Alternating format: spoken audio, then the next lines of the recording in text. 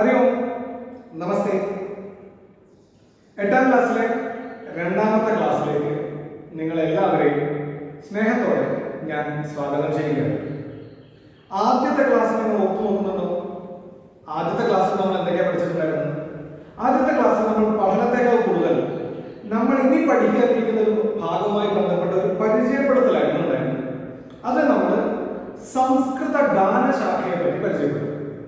മലയാളത്തിലും മറ്റ് ഭാഷകളിലും എങ്ങനെയാണോ ഗാനരചന പ്രചാരത്തിലുള്ളത്, അതുപോലെ തന്നെ സംസ്കൃത ഭാഷയിലും ഗാനരചന ഉണ്ട് എന്നും സിനിമാ ഗാനങ്ങൾ പോലും നമ്മൾ വളരെയധികം ഇഷ്ടപ്പെട്ട് കേട്ടിരുന്ന പ്രചാരമുള്ള സിനിമാ ഗാനങ്ങളിൽ ചിലതൊക്കെ സംസ്കൃതത്തിൽ രചിക്കപ്പെട്ടവയായിരുന്നു എന്ന് പോലും നമ്മൾ മനസ്സിലാക്കിയത് കഴിഞ്ഞ ക്ലാസ്സിലായിരുന്നു. നമ്മൾ അതിന്റെ ഭാഗമായിട്ട് പഴയ സിനിമയായിരുന്ന സർഗം എന്ന സിനിമയിലെ കൃഷ്ണകൃപാസാഗരം എന്ന പാട്ട് കേട്ടിരുന്നു. അതുപോലെ ജാനകി ജാനെ എന്നുള്ള പാട്ട് സംസ്കൃതത്തിലാണ്. അതിനോടൊപ്പം തന്നെ നമ്മൾ ആക്ഷൻ ഹീറോ ബിജു എന്ന് പറയുന്ന നിവിൻ പോളിയുടെ സിനിമയിലെ ആ തീം സോങ് ആയിട്ട് കാണുന്ന ഹരഹര ദീർഘം വീക്ഷണം എന്ന് പറയുന്ന ആ ഭാഗം കേട്ടു. അപ്പൊ നമ്മൾ മനസ്സിലാക്കിയത് എന്താണെന്ന് വെച്ച് കഴിഞ്ഞാൽ സംസ്കൃത ഗാനശാഖ, സംസ്കൃതവുമായി ബന്ധപ്പെട്ട ഗാനരചന എന്ന ശാഖ, that is very much flourish. അത് ഒരുപാട് സാധ്യതകളുള്ള, ഒരുപാട് ശാഖകളുള്ള, വളരെയധികം വിലപ്പെട്ട ഒന്നാണ്. അപ്പൊ നമ്മൾ ആ സംസ്കൃത ഗാനശാഖയുമായി ബന്ധപ്പെട്ട, സംസ്കൃത ഗാനശാഖയിൽ രചിക്കപ്പെട്ടിട്ടുള്ള വിഭാതം എന്നൊരു കവിതയാണ് ഇന്ന് പഠിക്കുന്നത്. എന്താണ് വിഭാതം? വിഭാതം എന്ന കവിതയാണ് നമ്മൾ ഇന്ന് പഠിക്കുന്നത്. പ്രഥമ പാഠ വിഭാതം. ഈ വിഭാതത്തിന്റെ വരികൾ നമ്മൾ കഴിഞ്ഞ ക്ലാസ്സിൽ പരിചയപ്പെട്ടു. എന്തായിരുന്നു വിഭാതം എന്നുള്ള പദത്തിന്റെ അർത്ഥം? നമുക്കറിയാം, പ്രഭാതം, വിഭാതം. പ്രഭാതം തന്നെയാണ് വിഭാതം. രാവിലെ അല്ലെങ്കിൽ പുലർക്കാലം എന്നതാണ് ഈ കവിതയുടെ പേര്. നമുക്ക് നോക്കാം ആ കവിതയിൽ എന്തൊക്കെയാണ് മുന്നോട്ട് വരുന്ന അർത്ഥങ്ങൾ. മന്ദം മന്ദം ഗച്ഛതി രജനി താരാഗണ സഹിത. മന്ദം മന്ദം ഗച്ഛതി രജനി താരാഗണ സഹിത. അഭ്യാഗച്ഛതി സൂര്യസ്ഥാപിത കനകാരുണ കിരണ. അഭ്യാഗച്ഛതി സൂര്യസ്ഥാപിത കനകാരുണ കിരണ. മന്ദം മന്ദം ഗച്ഛതി രജനി താരാഗണ സഹിത. രജനി ഗച്ഛതി. രജനി ഗച്ഛതി. ആരാ രജനി? രജനി ആരാ? നമുക്ക് ആദ്യത്തെ പദത്തോട് എടുത്തു തുടങ്ങേണ്ടി വരും. രജനി, രജനി നിശ, രാത്രി, ത്രിയാമ എന്നൊക്കെ ആരെ പറയാം? ഇവിടെ ഉണ്ട്, നമുക്ക് അറിയാവുന്ന ഒരു പദം ഇവിടെ ഉണ്ട്, ഇതുണ്ട്. അപ്പോ രജനി രാത്രിയാണ്. രാത്രി ഗച്ഛതി, രാത്രി പോകുന്നു. രാവിലെ ആവുമ്പോ രാത്രി പോകില്ലേ? അപ്പൊ രാത്രി പോകുന്നു. രാത്രി എങ്ങനെ പോകുന്നു? രാത്രി രജനി മന്ദം മന്ദം ഗച്ഛതി. ഇപ്പൊ നമ്മൾ ഒരു റൂം ഇരുട്ട് മൂടി കിടക്കണം വിചാരിക്കും. ആ റൂമിൽ ഒരു ലൈറ്റ് ഉണ്ട്, വർഷങ്ങളായിട്ട് ആ ലൈറ്റ് ഓൺ ചെയ്തിട്ടില്ല. അപ്പൊ നമ്മൾ ആ ലൈറ്റ് ഓൺ ചെയ്താൽ ഇരുട്ട് പതുക്കെയാണോ പോവുക? Within A flash of A second പോവും. രണ്ടാമത്തെ പെട്ടെന്ന് പോവും. അപ്പൊ അതുപോലെ രാത്രി പകലായിട്ട് മാറുമ്പോൾ രാത്രി പോകുന്നത് ഫ്ലാഷ് ഓഫ് എ സെക്കൻഡിലല്ല, മറിച്ച് പതുക്കെയാണ്. അപ്പോ മന്ദം മന്ദം മന്ദം മന്ദം പതുക്കെ, പതിഞ്ഞ വേഗത്തിൽ എന്നാണ്. ഈ മന്ദം എന്നുള്ളത് എന്താണ്? മന്ദം എന്നുള്ളത് ഒരു അവ്യയപദമാണ്. അവ്യയം, ഒരിക്കലും മാറാത്ത പദങ്ങൾ കുറെ നമ്മൾ പഠിച്ചിട്ടുണ്ട്. അതിലൊന്നാണ് മന്ദം. മന്ദം പതുക്കെ. അപ്പൊ മന്ദം എന്നുള്ളതിന്റെ ഓപ്പോസിറ്റ് എന്തായിരിക്കും? മന്ദം ഓപ്പോസിറ്റ് എന്തായിരിക്കും? ശീഘ്രം. ശീഘ്രം, മന്ദം ശീഘ്രം. അപ്പൊ രാത്രി വേഗം പോകുന്നതാണെങ്കിൽ നമ്മൾ എങ്ങനെ പറയും? മന്ദം മന്ദം ഗച്ഛതി രജനി എന്നുള്ളത് രാത്രി വേഗം പോകുന്നു എന്നാണെങ്കിൽ നമ്മൾ എങ്ങനെ പറയും? ശീഘ്രം ശീഘ്രം ഗച്ഛതി രജനി എന്നാണ്. അപ്പൊ ബസ് സ്റ്റോപ്പിലേക്ക് വൈകി പോകുമ്പോൾ നമ്മൾ എങ്ങനെ പോവാം? ശീഘ്രം ഗന്തവ്യം, വേഗത്തിൽ പോകണം. പതുക്കെയാണ് പോകുന്നത് നമ്മൾ എന്ത് പറയും? മന്ദം ഗന്തവ്യം. അപ്പൊ മന്ദം അവ്യയമാണ്, അതിന്റെ വിപരീത പദം ശീഘ്രം എന്നാണ്. അപ്പൊ മന്ദം മന്ദം ഗച്ഛതി രജനി, രാത്രി പതുക്കെ പതുക്കെ പോകുന്നു. എങ്ങനെയുള്ള രജനി, എങ്ങനെയുള്ള രാത്രിയാ പോകുന്നത്? താരാഗണ സഹിത രജനി, താരാഗണ സഹിത, താരാഗണ സഹിത. എന്താ ഇതിന്റെ അർത്ഥം? താരാഗണ സഹിത,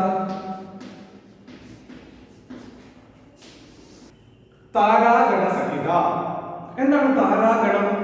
താരങ്ങളുടെ ഗണം, താരങ്ങളുടെ കൂട്ടം. താരം നക്ഷത്രം, നക്ഷത്രങ്ങളുടെ കൂട്ടം. നക്ഷത്ര കൂട്ടങ്ങളോടൊപ്പം താരാഗണൈ, താരാഗണൈ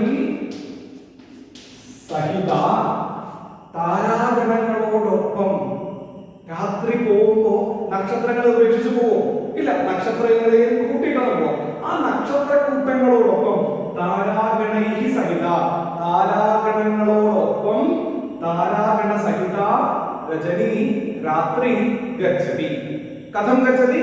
മന്ദം മന്ദം ഗച്ഛതി, പതുക്കെ പതുക്കെ രാത്രി മാഞ്ഞു പോകും. അപ്പൊ നമ്മളിവിടെ ഒരു വാക്ക് പഠിക്കുന്നുണ്ട്, സഹിത. എന്താ സഹിത എന്നതിന്റെ അർത്ഥം? സഹിത എന്നതിന്റെ അർത്ഥം ഒപ്പം, ഒപ്പം എന്ന് വിളിച്ചു. എങ്ങനെ നമ്മൾ സഹിത വെച്ച് മറ്റൊരു വാക്കുണ്ടാക്കും? മിത്രേണ സഹ, അല്ലെങ്കിൽ മിത്രൈ സഹിത, കൂട്ടുകാരോടൊപ്പം എന്ന് നമുക്ക് പറയാം. അതുപോലെ സഹിത എന്ന് വെച്ചുള്ള മറ്റു വാക്യങ്ങൾ ഉണ്ടാക്കാൻ ശ്രമിക്കുക. അപ്പൊ മന്ദം മന്ദം ഗച്ഛതി രജനി താരാഗണ സഹിത. ഇനിയോ അഭ്യാഗച്ഛതി, അഭ്യാഗച്ഛതി രജനി ഗച്ഛതി. അപ്പൊ രാത്രി പകലാവുമ്പോ ആര് പോവും? രാത്രി പോവും. അഭ്യാഗച്ഛതി, ആഗച്ഛതി, കഹ ആഗച്ഛതി, ആരാണ് വരിക? സൂര്യ. അഭ്യാഗച്ഛതി സൂര്യസ്ഥാപിത കനകാരുണ കിരണ. അവിടെ ഒരു വാക്കുണ്ട്, വലിയ വാക്ക്, സൂര്യസ്ഥാപിത കനകാരുണ കിരണ. സൂര്യസ്ഥാപിത കനകാരുണ കിരണ. ഇതിനെങ്ങനെ നമുക്ക് വിളിക്കാം? വളരെ എളുപ്പമാണ്. സൂര്യ അധികം സ്ഥാപിത കനകാരുണ കിരണ.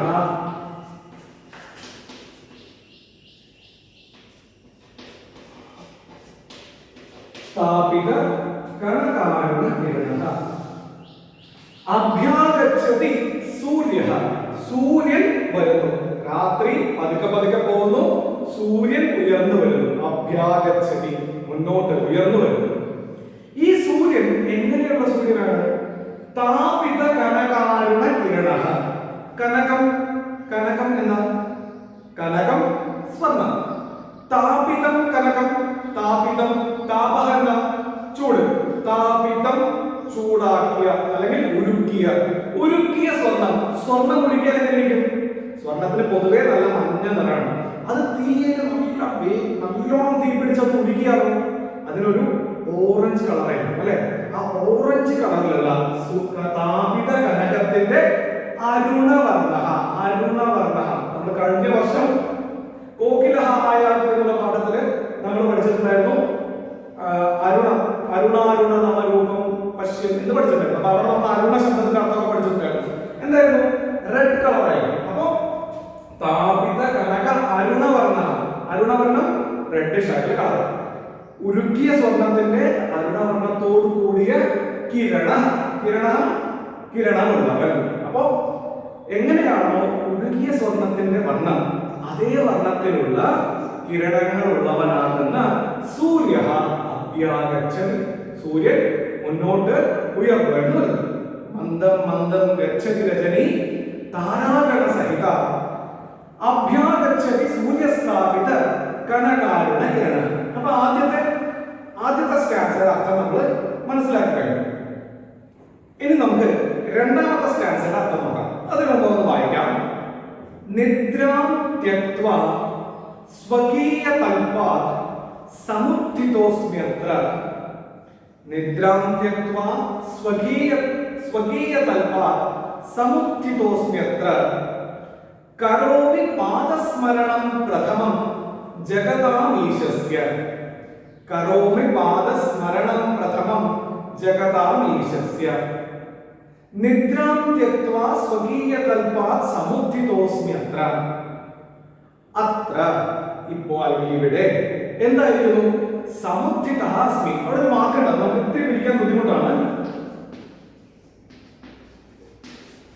സമുദ്ധിതോസ്ത്ര. ഇതിൽ എത്ര പദങ്ങളുണ്ട്? ഇപ്പൊ ഒറ്റ പദമാണ്. ഇതിൽ യഥാർത്ഥത്തിൽ എത്ര പദങ്ങൾ കൂട്ടിച്ചേർത്തിട്ടാണ് ഈ പദം ഉണ്ടാക്കിയിരിക്കുന്നത്? നമുക്ക് നോക്കാം. സമുദ്ധിതഃ അധികം അസ്മി അധികം അത്ര. സമുദ്ധിതോസ്മ്യത്ര. സമുദ്ധിതോസ്മ്യത്ര. സമുദ്ധിതഃ സമുദ്ധിതഃ അസ്മി അത്ര. ഞാൻ ഉണർന്നെഴുന്നേൽക്കും. സമുദ്ധിതഃ ഉയർന്ന് എഴുന്നേൽക്കുക. സമുദ്ധിതഃ അസ്മി ഞാൻ ഉണർന്നെഴുന്നേൽക്കുന്നു. അസ്മി എന്നാൽ എന്തായിരിക്കും? ഞാൻ ആയിരിക്കും കർത്താവ്. അപ്പോ ഞാൻ ഉണർന്നെഴുന്നേൽക്കുന്നു. എപ്പോ? രാവിലെ നേരത്തെ. എങ്ങനെ?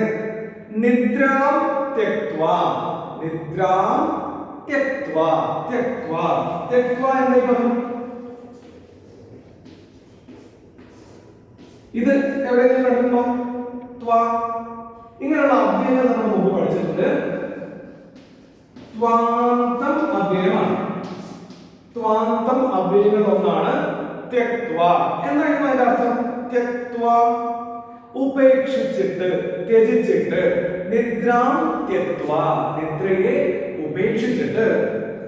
സ്വകീയ തൽപാത്. സ്വകീയ തൽപാത്. തൽപം. തൽപം കേട്ടില്ലാത്ത പദമാണ്.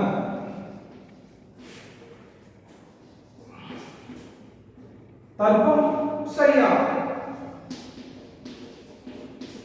മലയാളത്തില് കിടക്ക. സ്വന്തം തൽപ്പത്തിൽ നിന്ന്, സ്വന്തം കിടക്കയിൽ നിന്ന് സമുദ്ധിത അസ്മി ഞാനിതാ ഉണർന്നെഴുന്നേറ്റിരിക്കുന്നു. അപ്പോ രാത്രി പതുക്കെ പതുക്കെ പോകുന്നു, സൂര്യൻ ഉദിച്ചു വരുന്നു. ആ സമയത്ത് ഉറക്കം ഉപേക്ഷിച്ച് ഞാൻ ഇതാ ഉണർന്നെഴുന്നേറ്റിരിക്കുന്നു. ഇനിയോ ഉണർന്നെഴുന്നേറ്റാൽ നമ്മൾ ആദ്യം എന്ത് ചെയ്യും?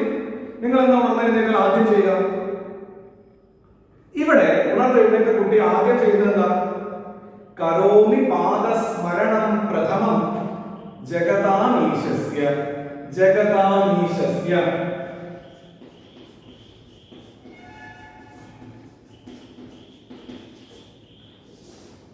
എങ്ങനെയായിരിക്കും പിടിക്കാം? ജഗതാം അധികം ഈശസ്യ. ജഗതാമീശസ്യ. ജഗതാം ഈശസ്യ. ജഗതാം ഈ ലോകങ്ങളുടെ ഒക്കെ, ജഗത് ലോകം, ഈ ലോകങ്ങൾ, ജഗതാം ലോകങ്ങളുടെ ഒക്കെ ഈശസ്യ. ഈശഃ ഈശഃ ഈശ്വരൻ. അത് ഏത് വിശ്വാസത്തിലുള്ള ഏത് ഈശ്വരനായാലും എല്ലാ ലോകത്തിനും കൂടി ഒരു ഈശ്വരൻ ഉണ്ടല്ലോ. ആ ഈശസ്യ അങ്ങനെയുള്ള ഈശ്വരന്റെ പാദസ്മരണം കരോമി. പാദസ്മരണം. ആ ഈശ്വരന്റെ കാലിനെ സ്മരിക്കും, പാദങ്ങളെ സ്മരിക്കുക. ഈശ്വരന്റെ പാദസ്മരണം വളരെ ശ്രേഷ്ഠമാണ്. അപ്പൊ ഈശ്വരന്റെ പാദസ്മരണത്തെ കരോമി ഞാൻ ചെയ്യും. എപ്പോ ചെയ്യും? കുറെ കാര്യങ്ങൾ കഴിഞ്ഞിട്ടാണോ? അല്ല, പ്രഥമം കരോമി. ഉണർന്നെഴുന്നേറ്റാൽ ആദ്യത്തെ ജോലി എന്താണ്? ഈശ്വരന്റെ പാദസ്മരണം ചെയ്യുകയാണ്. എന്താണ് അങ്ങനെ? ഇതിന്റെ രഹസ്യം വളരെ സിമ്പിൾ ആണ്. പക്ഷേ ഈ ഒരു ശീലം നമ്മളുടെ ജീവിതത്തെ വളരെയേറെ മാറ്റിമറിക്കാൻ സാധ്യതയുണ്ട്. എന്താ കാര്യം അറിയോ? രാത്രി ഉറക്കത്തിൽ ലോകത്ത് ഒരുപാട് പേര് മരിച്ചു പോകുന്നുണ്ട്. അതായത് നമ്മൾ ഉറങ്ങാൻ കിടന്നു. ഇപ്പൊ പലരും നമുക്കറിയാം. ചില ആൾക്കാർ ആശുപത്രിയിൽ മരിക്കുന്നുണ്ട്, ചില ആൾക്കാർ പല അപകടങ്ങളിൽ മരിക്കുന്നുണ്ട്. ഇതൊന്നും അല്ലാതെ മെജോറിറ്റി ഓഫ് പീപ്പിൾ മരിക്കുന്നത് എങ്ങനെയാണ്? അവർ ഉറങ്ങാൻ കിടക്കും, രാവിലെ വിളിച്ച് ഉണരുന്നില്ല. ഇങ്ങനെ കുറെ പേര് നമ്മുടെ ലോകത്ത് നിന്നും ഓരോ ദിവസവും ഓരോ രാത്രിയും ഇല്ലാതാവുന്നുണ്ട്, മരിച്ചു പോകുന്നുണ്ട്. ഈ കാര്യത്തിൽ ആർക്കെങ്കിലും എന്തെങ്കിലും ഉറപ്പുണ്ടോ? നാളെ രാവിലെ ഞാൻ എണീറ്റോളാം, അല്ലെങ്കിൽ ഞാൻ എണീച്ചിരിക്കും എന്ന് എന്തെങ്കിലും ഉറപ്പുണ്ടോ? ഒരു ഉറപ്പുമില്ല. എന്നാലും നമ്മളെല്ലാവരും പിറ്റേ ദിവസം ഉണർന്നെഴുന്നേൽക്കുന്നുണ്ട്, നമ്മളുടെ ആക്ടിവിറ്റീസ് ഒക്കെ വേണ്ട വിധം ചെയ്യുന്നുണ്ട്. അങ്ങനെ ആലോചിച്ച് നോക്കുമ്പോൾ ഇന്നലെ ഇത്രയും പേര് മരിച്ചതിനിടയ്ക്ക് ഞാനും കൂടി ഉൾപ്പെട്ടിരുന്നെങ്കിലും, ഇന്നലെ നമ്മൾ കിടന്ന് ലോകം മുഴുവൻ കുറെ പേര് മരിച്ചു, അതിൽ ഞാനും കൂടെ ഉൾപ്പെട്ടിരുന്നെങ്കിലോ? ഞാനും മരിച്ചു പോയിട്ടുണ്ടാവില്ലേ? അങ്ങനെ ഞാൻ മരിക്കാതെ ഈ ഭൂമിയിൽ, ഇത്രയും സുന്ദരമായ ഈ ഭൂമിയിൽ ഒരു ദിവസം കൂടി എനിക്ക് നൽകിയത് ആരാണ്? ആ ഈശ്വരനാണ്. അപ്പൊ ആ ഈശ്വരനോട് നമ്മൾ നന്ദി പറഞ്ഞുകൊണ്ട് വേണ്ടേ നമ്മുടെ ആ ഗിഫ്റ്റ് ആയിട്ട് കിട്ടിയ ദിവസത്തെ തുടങ്ങാൻ? നമുക്ക് സത്യം പറഞ്ഞാൽ ആ ദിവസം ഗിഫ്റ്റാണ്. കാരണം ഒരുപാട് പേർക്ക് ആ ദിവസമാകുന്ന ഗിഫ്റ്റ് കിട്ടിയിട്ടില്ല, അവരൊക്കെ മരിച്ചുപോയി. ആ ദിവസം നമുക്ക് നൽകിയ ഈശ്വരനോട് നമ്മൾ എന്ത് ചെയ്യണം? നമ്മൾ നന്ദി പറഞ്ഞുകൊണ്ട് തുടങ്ങണം. ദൈവമേ, എന്നെ ഈ പുതിയ ദിവസത്തിലേക്ക് കൈപിടിച്ച് നടത്തിയതിന് അങ്ങേക്ക് നന്ദി എന്ന് പറഞ്ഞുകൊണ്ട് തുടങ്ങിയാൽ യുവർ ലൈഫ് വിൽ ചേഞ്ച്. നിങ്ങളുടെ ജീവിതത്തിൽ തന്നെ വലിയ മാറ്റങ്ങളുണ്ടാവും. അപ്പോ പ്രഥമം, ആദ്യം എന്ത് ചെയ്യും? പാദസ്മരണം കരോമി. ഈശ്വരന്റെ കാലുകളെ നമസ്കരിക്കും, ഈശ്വരന്റെ പാദസ്മരണം ചെയ്യും. എന്നിട്ട് എന്ത് ചെയ്യും? ഈശ്വരന്റെ പാദസ്മരണം കഴിഞ്ഞാൽ എന്ത് ചെയ്യും? അതാണ് മൂന്നാമത്തെ സ്റ്റാൻസയിൽ പറഞ്ഞത്. ഈശ്വരന്റെ പാദസ്മരണം കഴിഞ്ഞാൽ നമ്മൾ ചെയ്യുന്നത്, ഒന്ന്, നമ്മുടെ മുമ്പിൽ നമ്മൾ ഒരു പക്ഷെ നേരിട്ട് കണ്ടിട്ടില്ലാത്ത ഒരു ഈശ്വരനാണ് നമ്മളിപ്പോ പാദസ്മരണം ചെയ്തത്. ഇനി നമ്മളുടെ മുമ്പിൽ നേരിട്ട് കാണുന്ന മനുഷ്യ ശരീരത്തിലുള്ള ഈശ്വരനുണ്ട്. അതാരാ? അച്ഛനും അമ്മയും. ആ അച്ഛനും അമ്മയും നമ്മൾ എന്ത് ചെയ്യണം? മാതാപിതരോ മനസാ നത്വാ ബഹിരാഗച്ഛാമി. മാതാപിതരോ മനസാ നത്വാ ബഹിരാഗച്ഛാമി. പ്രഭാത സന്ധ്യാ സുന്ദര ദൃശ്യം നിതരാം പശ്യാമി. പ്രഭാത സന്ധ്യാ സുന്ദര ദൃശ്യം നിതരാം പശ്യാമി. മാതാപിതരോ മനസാ നത്വാ. മനസാ നത്വാ നമ്മൾ കുറച്ചു മുമ്പ് ത്യക്ത്വാ പഠിച്ചു, അതുപോലൊരു പദമാണ് നത്വാ. നമനം കൃത്വാ.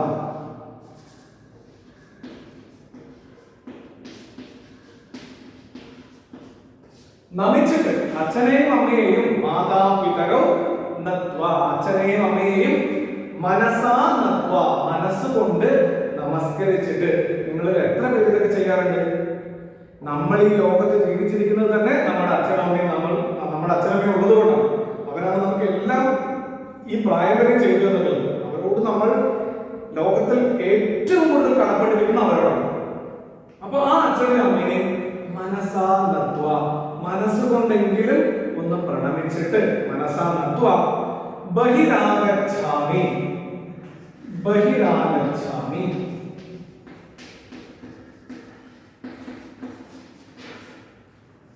ബഹിരാഗച്ഛാമി. ഇവിടെയും ഒരു പദച്ഛേദം ചെയ്യണം. എങ്ങനെയായിരിക്കും? ബഹിഹി അധികം ആഗച്ഛാമി. ബഹിരാഗച്ഛാമി. ബഹിഹി. ബഹിഹി എന്താ? ബഹിഹി പുറത്ത് ആണ്. പുറത്ത്. അപ്പൊ അതിന്റെ ഓപ്പോസിറ്റ് എന്തായിരിക്കും? ബഹിയുടെ ഓപ്പോസിറ്റ് എന്തായിരിക്കും?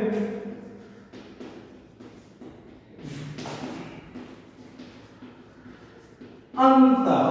ഇത് നിങ്ങൾക്കറിയാം. അന്തഃ അകത്ത്. ബഹി പുറത്ത്, അന്തഃ അകത്ത്. അപ്പോ മാതാപിതരോ മനസാ നത്വാ, അച്ഛനെയും അമ്മയെയും മനസ്സുകൊണ്ട് പ്രണമിച്ചിട്ട് ബഹിരാഗച്ഛാമി. നമ്മൾ കിടക്കുകയായിരുന്നു, അവിടെ എഴുന്നേറ്റു, ആദ്യം ഈശ്വരനെ നമസ്കരിച്ചു, അത് കഴിഞ്ഞ് അച്ഛനെയും അമ്മയെയും മനസ്സുകൊണ്ട് പ്രണമിച്ചു. എന്നിട്ട് ഞാൻ എന്ത് ചെയ്യും? ബഹിരാഗച്ഛാമി, പുറത്തേക്ക് വരും. പുറത്തേക്ക് വന്നിട്ട് ആദ്യം എന്താ ചെയ്യാം? ആദ്യം ചെയ്യേണ്ടത് പ്രഭാത സന്ധ്യാ സുന്ദര ദൃശ്യം നിതരാം പശ്യാമി. നിതരാം പശ്യാമി. പശ്യാമി കാണുന്നു. എന്തിനെ കാണും? നിതരാം പശ്യാമി, നല്ലോണം കാണും. എന്തിനെ? പ്രഭാത സന്ധ്യാ സുന്ദര ദൃശ്യം. സുന്ദര ദൃശ്യം പശ്യാമി. സുന്ദരമായ ദൃശ്യത്തെ നിതരാം പശ്യാമി, വേണ്ടുവോളം കാണും. എന്താണ് അവിടെ സുന്ദരമായ ദൃശ്യം? പ്രഭാത സന്ധ്യാ സുന്ദര ദൃശ്യം. സന്ധ്യ. സന്ധ്യ എന്നുള്ള പദത്തിന്റെ അർത്ഥം എന്താ? നമുക്കൊക്കെ സന്ധ്യ എന്താണെന്ന് അറിയാം. എത്ര മണിക്കാ സന്ധ്യ? 6 മണിക്ക് അല്ലെ? വൈകിട്ട് 6 മണിക്ക് അമ്മ വിളക്കൊക്കെ വെക്കാൻ പറയുന്ന സമയമാണ് സന്ധ്യ. ഈ സന്ധ്യ എത്ര എണ്ണമുണ്ട്? ക്വസ്റ്റ്യൻ. ഈ സന്ധ്യ 3 എണ്ണമുണ്ട്. ഏതൊക്കെയാണ് 3 സന്ധ്യകൾ? ഒന്ന് ഉഷസന്ധ്യ അല്ലെങ്കിൽ പ്രഭാത സന്ധ്യ. രണ്ടാമത്തേത് മധ്യാഹ്ന സന്ധ്യ. അതായത് ഉച്ച നേരത്തേത്. മൂന്നാമത്തേത് സായം സന്ധ്യ അല്ലെങ്കിൽ പ്രദോഷ സന്ധ്യ. ഇങ്ങനെ 3 സന്ധ്യകളുണ്ട്. എന്താ ഈ സന്ധ്യ എന്നുള്ള പദത്തിന്റെ അർത്ഥം? രാത്രി പകലായി മാറുന്ന സമയം. അതായത് രാത്രി പോയി തുടങ്ങി പകൽ വന്നുകൊണ്ടിരിക്കുന്നു. ആ ഒരു ഗ്യാപ്പിലുള്ള ടൈം സ്പാൻ ആണ് പ്രഭാത സന്ധ്യ. മധ്യാഹ്ന സന്ധ്യ എങ്ങനെയായിരിക്കും? കിഴക്ക് ഭാഗത്ത് ഉദിക്കുന്ന സൂര്യൻ നമ്മുടെ തലയുടെ മുകളിലൂടെ സഞ്ചരിച്ച് പടിഞ്ഞാറ് ഭാഗത്തേക്ക് പോകില്ലേ? ഈ തലയുടെ മുകളിലൂടെ സഞ്ചരിക്കുന്ന സമയമുണ്ടല്ലോ, കൃത്യമായിട്ട് കിഴക്കുമല്ല പടിഞ്ഞാറുമല്ലാത്ത ആ ഭാഗം, ആ സമയമാണ് മധ്യാഹ്ന സന്ധ്യ. ഇനിയോ അത് പടിഞ്ഞാറ് പോയി അസ്തമിക്കുന്ന ആ സമയമാണ് പകൽ രാത്രിയായി മാറുന്ന സമയമാണ് സായം സന്ധ്യ അല്ലെങ്കിൽ പ്രദോഷ സന്ധ്യ. ഇതിലിപ്പോ രാവിലെ ഏതാ സന്ധ്യ? പ്രഭാത സന്ധ്യ. ആ പ്രഭാത സന്ധ്യയുടെ സുന്ദര ദൃശ്യം നിതരാം പശ്യാമി. പ്രഭാത സന്ധ്യ സുന്ദരമാണോ? കാണണം അല്ലേ? പിന്നെ ആദ്യം പ്രഭാത സന്ധ്യ ഉള്ള സമയത്ത് എണീക്കണം. ഇപ്പൊ ലോക്ക്ഡൌണും വീട്ടിലൊക്കെ ആയതുകൊണ്ട് പ്രഭാത സന്ധ്യ ഉണ്ടോന്ന് പോലും അറിയില്ല. എത്ര മണിക്കാണ് എണീക്കാൻ? എണീക്കുന്നതൊക്കെ വളരെ വൈകിട്ടാണ്. എന്തായാലും പ്രഭാത സന്ധ്യയുടെ ദൃശ്യം വളരെ സുന്ദരമാണ്. ആ സുന്ദര ദൃശ്യം നിതരാം പശ്യാമി, വളരെയേറെ സന്തോഷത്തോടു കൂടി അതിനെ വേണ്ടുവോളം ഞാൻ ആസ്വദിക്കും. പ്രഭാത സന്ധ്യ സുന്ദര ദൃശ്യം നിതരാം പശ്യാമി. എന്നിട്ട് എന്ത് ചെയ്യും? ആ പ്രഭാത സന്ധ്യയിൽ എന്തൊക്കെയാ സംഭവിക്കണേ എന്നാണെങ്കിൽ പിബന്തി മധുരം മധുവാ സമുദം സുമാത് സുമം ഗത്വാ. പിബന്തി മധുരം മധുവാ സമുദം സുമാത് സുമം ഗത്വാ കലാവിക സന്തുഷ്ട്യാ ഗായതി പ്രഭാത ഭൂപാലം. കലാവിക സന്തുഷ്ട്യാ ഗായതി പ്രഭാത ഭൂപാലം. പിബന്തി മധുരം മധുപാഃ സമുദം. മധുപാഃ സമുദം മധുരം പിബന്തി. മധുപാഃ മധുപഃ ആരാ? മധുപഃ മധുപാതി. മധുപാതി തേൻ കുടിക്കുന്നവൻ. തേൻ കുടിക്കുന്നവൻ ആരാ? തേനീച്ച,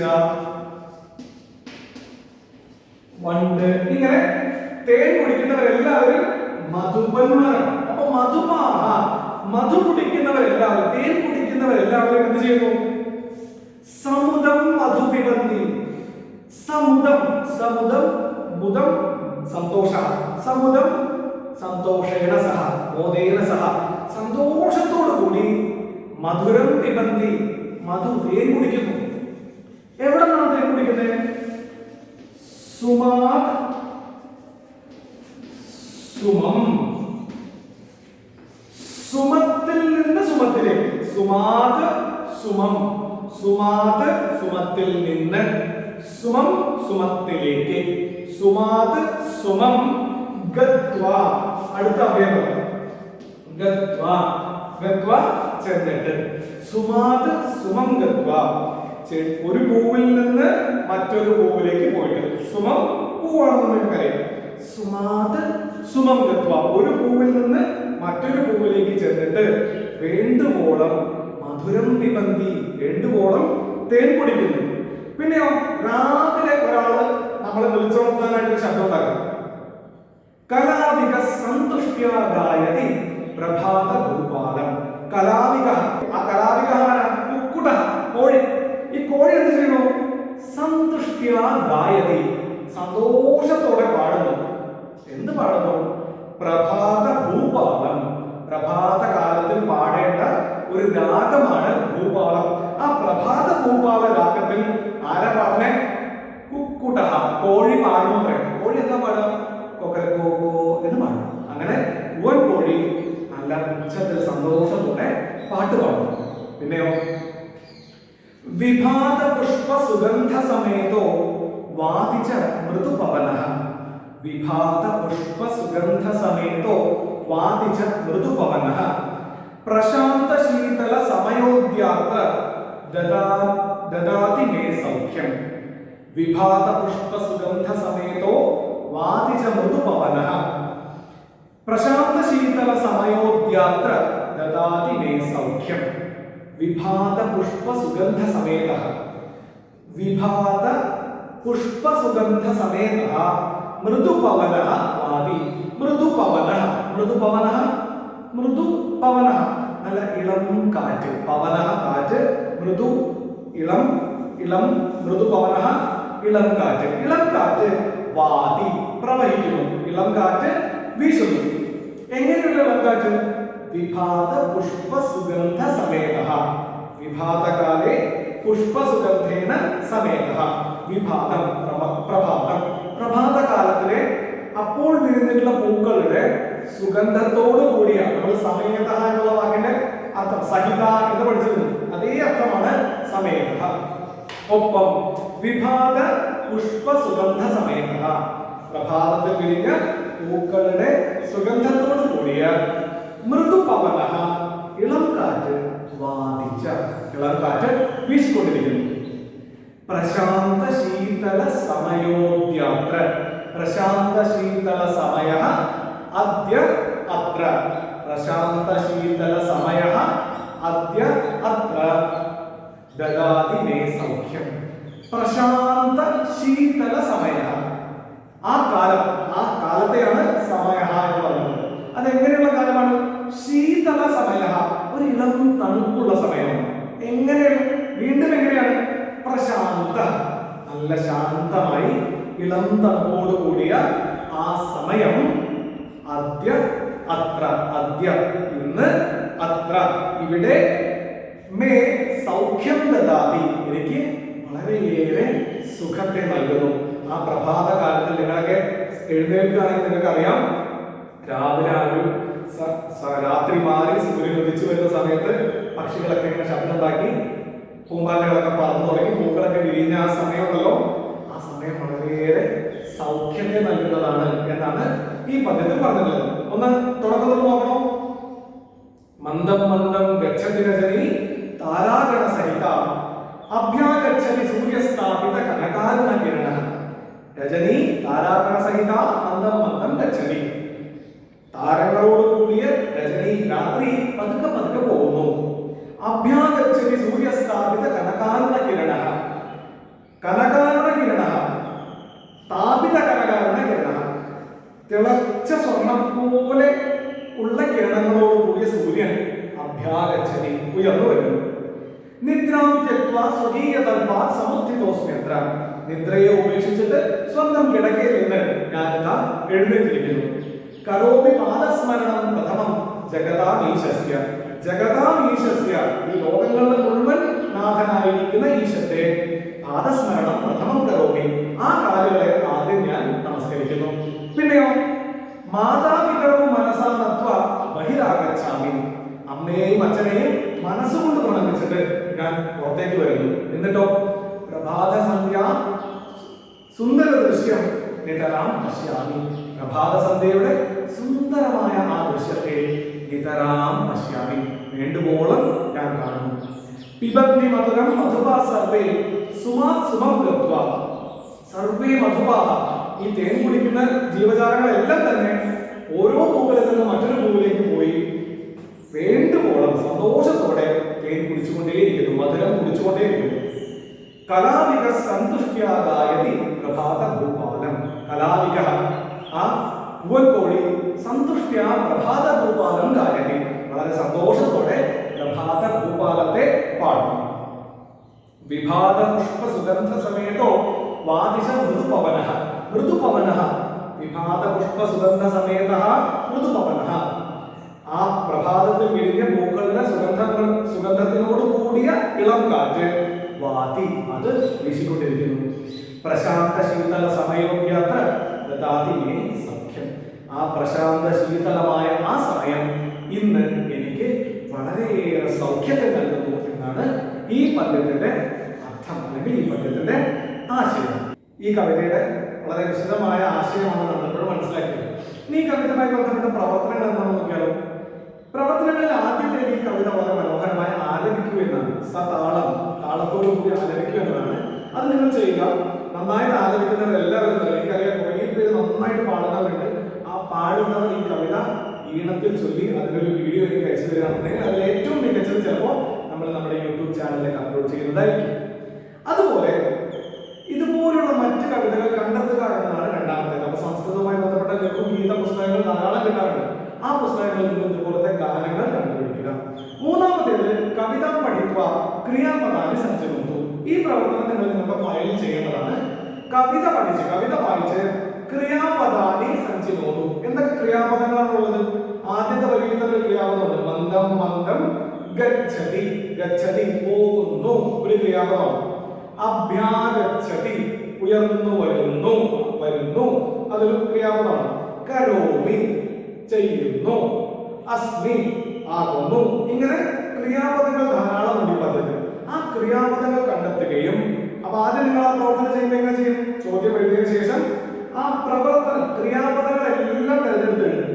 അതിനുശേഷം താനെ ഉപയോഗിച്ച നൂതന വാക്യാനി ലിഖിതം, ആ ക്രിയാപദങ്ങൾ ഉപയോഗിച്ചുകൊണ്ട് കൂടുതൽ വാക്യങ്ങൾ എഴുതുന്നു.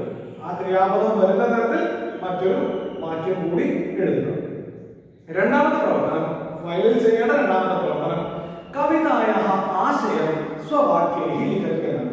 കവിതയുടെ ആശയം സ്വന്തം വാക്യത്തിൽ എഴുതുക എന്നാണ്. അപ്പൊ നമുക്ക് എങ്ങനെ പ്രവർത്തനം ചെയ്യാൻ വെച്ചിട്ട് ഫയലിൽ രണ്ടായിട്ട് തിരിക്കുക. ഈ ഭാഗത്ത് കവിത എഴുതുന്നു, ഈ ഭാഗത്ത് ആശയ എഴുതുന്നു. കവിത ഇവിടെ എഴുതുക, ആ വരികളിൽ തന്നെ ആശയം ഇപ്പുറത്ത് എഴുതുക. അങ്ങനെ ഇടയിൽ ഗ്യാപ്പ് ഇട്ട് കവിതയും ആശയവും പൂർണ്ണമായിട്ട് എഴുതുക. മൂന്നാമത്തേതോ ഇതുപോലെ ഒരു ലഘു കവിത നിങ്ങൾ എഴുതാൻ ശ്രമിക്കുക എന്നാണ്. അതോ നിർദ്ദിഷ്ടേഷു വിഷയേഷു ഇഷ്ടതമം അധികൃത്യ കവിതാന്ത ചെയ്തു. താഴെ തന്നിട്ടുള്ള വിഷയങ്ങളിൽ ഇഷ്ടമുള്ള ഒന്നിനെ എടുത്ത് ഒരു കവിത എഴുതും. എന്തൊക്കെയാണ് വിഷയങ്ങൾ? ആകാശനീലിമ, ആകാശനീലിമ നിങ്ങളൊക്കെ കണ്ടിട്ടില്ലേ? അത് വെച്ചിട്ട് കവിത എഴുതാൻ ശ്രമിക്കുക. മാതൃസ്നേഹ, അമ്മയുടെ സ്നേഹം എന്ന വിഷയത്തിൽ ഒരു കവിത എഴുതുക. കാനനശ്രീഹി, കാനനശ്രീഹി കാടിന്റെ സൗന്ദര്യം, ആ കാടിന്റെ സൗന്ദര്യം എന്ന വിഷയത്തിൽ നിങ്ങൾക്ക് ഒരു കവിത എഴുതാം. അല്ലെങ്കിൽ ചന്ദ്രോദയ, ചന്ദ്രൻ ഉദിക്കുന്നതുമായി ബന്ധപ്പെട്ട് ഒരു കവിത. ഇങ്ങനെ ഈ മൂന്ന് പ്രവർത്തനങ്ങൾ എത്രയും വേഗം ചെയ്ത് നല്ല കുട്ടികളായിട്ട് മാസ്റ്റർ അയച്ചു തരിക. കവിത നന്നായിട്ട് ആലപിക്കാൻ കഴിയുന്നവർ മറക്കരുത്, നന്നായി കവിത ആലപിച്ച് അതുകൂടെ അയച്ചു തരും. ഓക്കെ, അപ്പൊ നമ്മൾ ആദ്യത്തെ പാഠമായിട്ടുള്ള വിഭാഗം എന്നതിലെ വിഭവങ്ങൾ ഏതാണ്ട് അവസാനിപ്പിക്കുകയാണ്. കൂടുതൽ സംശയങ്ങളോ ഇതുമായി ബന്ധപ്പെട്ട എന്തെങ്കിലും ക്ലാരിഫിക്കേഷൻസോ ആവശ്യമുണ്ടെങ്കിൽ തീർച്ചയായും ബന്ധപ്പെടുക. അപ്പോൾ ബന്ധപ്പെട്ടതിന് ശേഷം നമ്മളതെല്ലാം ക്ലിയർ ചെയ്ത് അടുത്ത പാഠത്തിലേക്ക് പോകും. അപ്പൊ അടുത്ത ക്ലാസ്സിൽ നമ്മൾ പുതിയൊരു കഥയുമായിട്ട്, മനോഹരമായ ഒരു കഥയുമായിട്ട് വീണ്ടും കാണും. അതുവരേക്കും എല്ലാ കൂട്ടുകാർക്കും രാം രാം. മന്ദം മന്ദം ഗച്ഛതി രജനി താരാഗണസഹിത അഭ്യാഗച്ഛതി സൂര്യസ്ഥാപിത കനകാരുണകിരണ നിദ്രാം ത്യക്ത്വാ സ്വകീയതൽപാത് സമുദ്ധിതോസ്മ്യത്ര കരോമി പാദസ്മരണം പ്രഥമം ജഗദാമീശസ്യ മാതാപിതരൗ മനസാ നത്വാ ബഹിരാഗച്ഛാമി പ്രഭാതസന്ധ്യാ സുന്ദരദൃശ്യം നിതരാം പശ്യാമി പിബന്തി മധുരം മധുപാസമുദം സുമാസുവം ഗത്വാ കലാവിക സന്തുഷ്ട്യാ ഗായതി പ്രഭാതഭൂപാലം വിഭാത പുഷ്പ സുഗന്ധ സമേതോ വാതി ച മൃദുപവന പ്രശാന്ത ശീതല സമയോദ്യത്ര ദദാതി